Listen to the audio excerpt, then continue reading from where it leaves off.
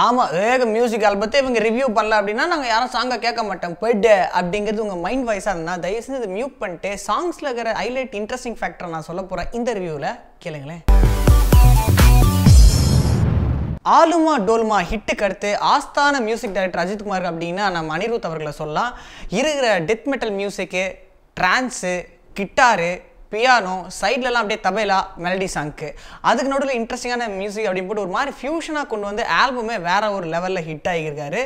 பொதுவாக ஒரு நல்ல படத்துடைய மியூசிக் சாங்ஸ் அப்படிங்கிறது ஏதோ ஒரு இடத்துல ஏதோ ஒரு சாங் வந்து எனர்ஜெட்டிக் சாங்காக இருக்கும். பட் இந்த வேகம் ஆல்பத்தில் பார்த்தோம் அப்படின்னா ஒரு சாங் மட்டும்தான் மெலடி சாங்காக இருக்குது, மீதெல்லாம் செம்ம எனர்ஜெட்டிக்காக இருக்குது. வெறியேற, விதிமாற, சதிகார, தடுமாற, வாராம் பாரு அப்படிங்கிற சாங்கை கடைசியாக கச்சிதமாக கிளைமேக்ஸில் பதிஞ்சிருக்கும் அப்படின்னு நினைக்கிறேன். அந்த பாட்டு வரும்போது இன்பிட்வீனில் சரியான ஆக்ஷன் சீக்வன்ஸும் வரதுக்கு வாய்ப்புகள் இருக்குது. ஃபைனல் கூஸ் பம்ப்ஸுக்கு ரெடி ஆகிறதுக்கு முன்னாடியான சாங் இதுவாக தான் இருக்கும்னு நினைக்கிறேன். தல அஜித்குமார் இண்டஸ்ட்ரிக்கு வந்து 25 வருஷம் சூப்பராக சர்வே பண்ணியிருக்காரு. இந்த 25 வருஷத்தை செலிப்ரேட் பண்ணுற வகையில், அதாவது AK25 கொண்டாடுற வகையில் நெவர் கிவ் அப் அப்படிங்கிற வார்த்தை மட்டும் இல்லாமல் முழு பாடலே ஆங்கிலத்தில் எழுதி கொடுத்துருக்காங்க.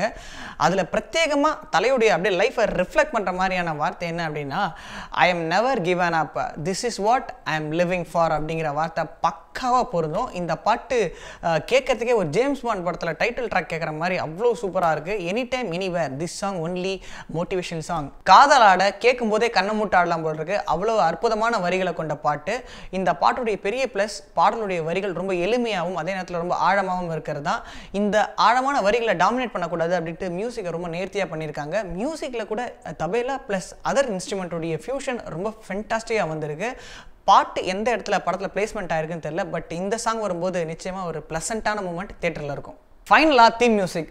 பில்லாக்கு அடுத்து ஒரு சரியான தீம் மியூசிக் இன்னும் அமையலையே அப்படிங்கிற ஏக்கம் சில பேருக்கு இருக்க தான் செய்யுது. அந்த தீம் மியூசிக் குறையை இந்த வேகம் படத்துடைய தீம் மியூசிக் கண்டிப்பாக தீர்த்து வைக்கும்னு நினைக்கிறேன். நடந்து வர போகிறாரு, இருந்தாலும் பேக்ட்ராப் எப்படி இருக்க போது, அவருடைய காஸ்டியூம் எப்படி இருக்க போது, வைக்கிற ஷாட் எப்படி வைப்பாங்க, அவருடைய கூல்னஸ் எப்படி இருக்க போது, பேக்ட்ராப் ஆடியன்ஸ் எப்படி இருப்பாங்க, எந்த மாதிரி மூமெண்ட்டில் அந்த தீம் மியூசிக் வரப்போது, இப்படின்ற பல எக்ஸைட்மெண்ட் நமக்குள்ளே இருக்குது. இதெல்லாம் தேட்டர் மூமெண்ட்டில் போய் பார்த்து அதை என்ஜாய் பண்ணால் கண்டிப்பாக அந்த தீம் மியூசிக் காலகாலத்துக்கும் நம்மளுடைய செல்ஃபோனில் காலட்டோனாக இருக்கும்னு நினைக்கிறேன். ஆல்ரெடி 50 தடவைக்கு மேலே வேகம் பாடல்கள் நீங்கள் கேட்டுக்கிறீங்க அப்படின்னா உங்களுடைய ஃபேவரட் என்ன அப்படிங்கிறத கீழே கமெண்ட் செக்ஷனில் நீங்கள் பதிவு பண்ணுங்கள். மறக்காமல் இந்த வீடியோவை லைக் பண்ணுங்கள், ஷேர் பண்ணுங்கள். அது மட்டும் இல்லாமல் சினி உலகம் சப்ஸ்கிரைப் பண்ணுங்கள். ரசிக்கும்படியாக இருக்குன்னு நம்மளால சொல்ல முடியாது. ஏன்னா இது வந்து ஒரு உணர்வுபூர்வமான விஷயம், இதில் ரொம்ப எமோஷ்னலான ஒரு விஷயம். இன்டர்நெட்டில் நிறைய பார்த்தீங்கன்னா பயங்கர வைரலாக ஒரு ட்ரெண்டிங் ஆகிட்டு இருக்கு, ஒரு மீம்ஸாக இருக்கட்டும் எதுவாக இருந்தாலும் அந்த ஒரு. பட் என்னென்னா அந்த விவசாயம் வெறும் இன்டர்நெட்டில் மட்டும்